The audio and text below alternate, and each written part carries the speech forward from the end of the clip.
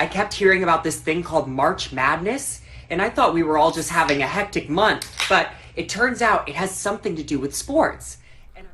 What's up everyone, this is C, back with another video. Before I start this video, I want to remind everybody watching, please like, comment, share, and subscribe. Let's keep blowing the C channel up. So, 1 second, let me get a sip of water. Today's video will be about the Bud Light Dylan Mulvaney scandal.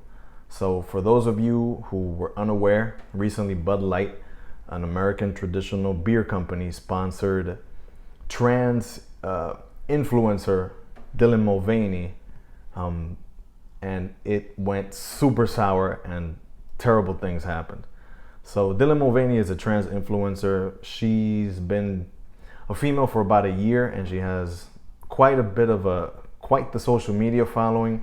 She has about 10 million TikTok followers and about 1.8 million Instagram followers. So she has a bit of a following online. That's why she's an influencer. So Bud Light did a sponsorship with her, and Dylan Mulvaney posted a few videos to her account where she's drinking beer and promoting March Madness. So she's drinking Bud Light beer, promoting March Madness. She's unaware of what March Madness is.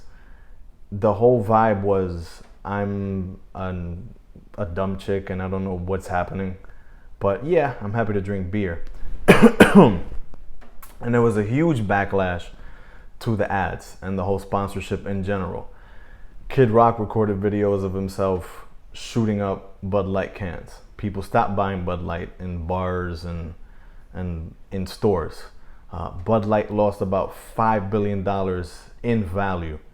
Anheuser-Busch facilities received bomb threats.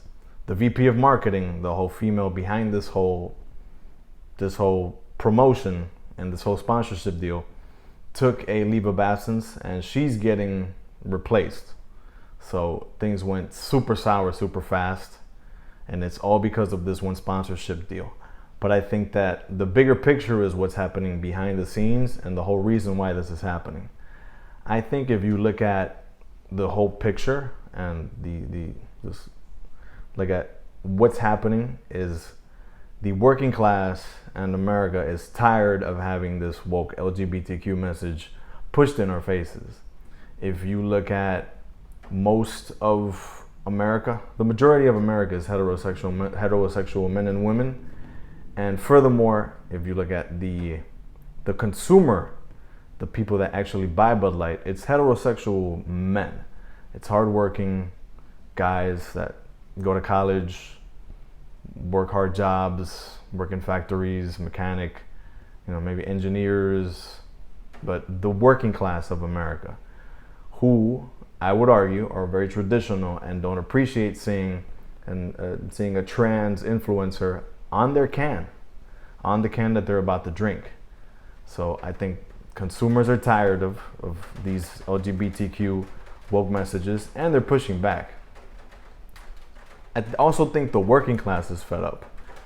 We're in a recession. People are being very cautious with what they spend their money on. So they're not just gonna give money to a brand that doesn't resonate with them. I always say, I take it back, and I always look at what happened with Andrew Tate in 2022. In 2022, Andrew Tate was the #1 most Googled person on the internet. Tate's message was very masculine, and he resonated with a lot of men, a lot of young men. So only naturally, as expected, he received a huge amount of attention and people were attracted to him. I think the same thing is happening with Dylan Mulvaney and Bud Light, but the opposite. People were repelled by this whole sponsorship deal. The core consumer base was appalled, and they got fed up, and they pushed back, rightfully so. I think that moving forward, companies are gonna have to be more careful with what sort of agendas they push and who they reach out to do sponsorships with, because at the end of the day, this is all about branding, this is all about reputation, This is all about the direction that your company is moving towards as a company owner.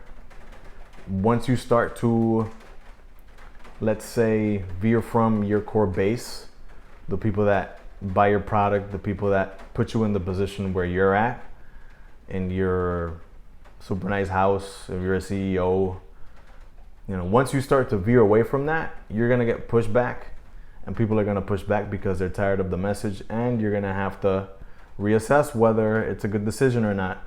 I think, again, to mention the recession, I think times are tough, and people are very careful with where they're putting their money and what they're spending their money on.